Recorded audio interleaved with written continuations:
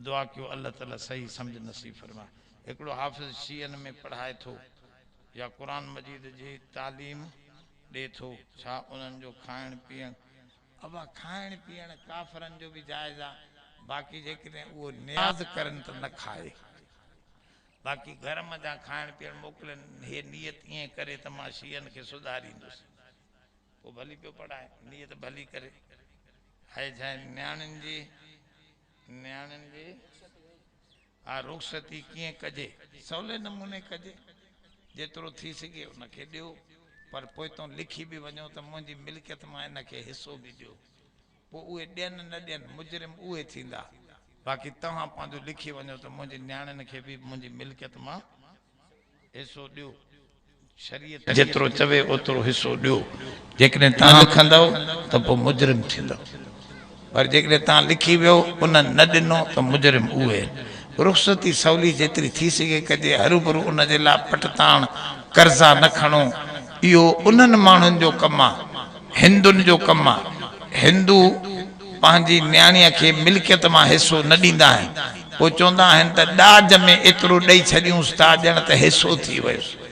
इहो हिंदुनि खां असां वटि आयो आहे ॾाज। हाणे ॾाज न आहे त वीचारो परेशान बीठा, चए थो पैसा ॾे भला, पोइ ॾाज त न्याणी खे वठी ॾियां।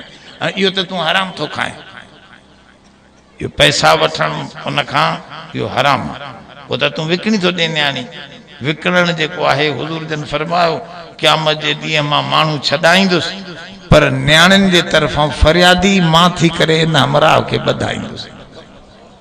जेको छॾाइण वारो आहे उहो ॿधाए त पोइ इहो छुटंदो। तंहिंजे करे इहे पैसा एवज़ो न वठो, जेतिरो थी सघे। अदा मूं वटि कोन्हे, मां ॿिनि जोड़नि में तोखे ॾियां थो।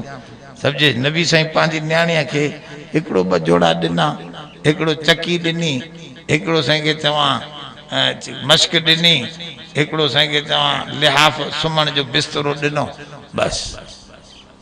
जॾहिं नबी साईं जे हालांकि ॾियनि हा त सोने चांदीअ सां रंगे छॾनि हा, सम्झेसि। नबी साईं वटि को घटि हो छा? नबी साईं वटि सभु कुझु हुयो, पर उन्हनि पंहिंजो फ़क़्र ऐं सुञाई इख़्तियारी अता कई। हिकिड़े दफ़े बीबी ख़ातून जन्नत बीबी फातिमतु ज़हरा हार पाए आई सोन जो, हुज़ूर जन सलाम कयईं, हुज़ूर जन सलाम जो जवाबु न ॾिनो त बीबी साईं चयो साईं अॼु नाराज़ हो छा, मूं ते सलाम जो जवाबु नथा ॾियो?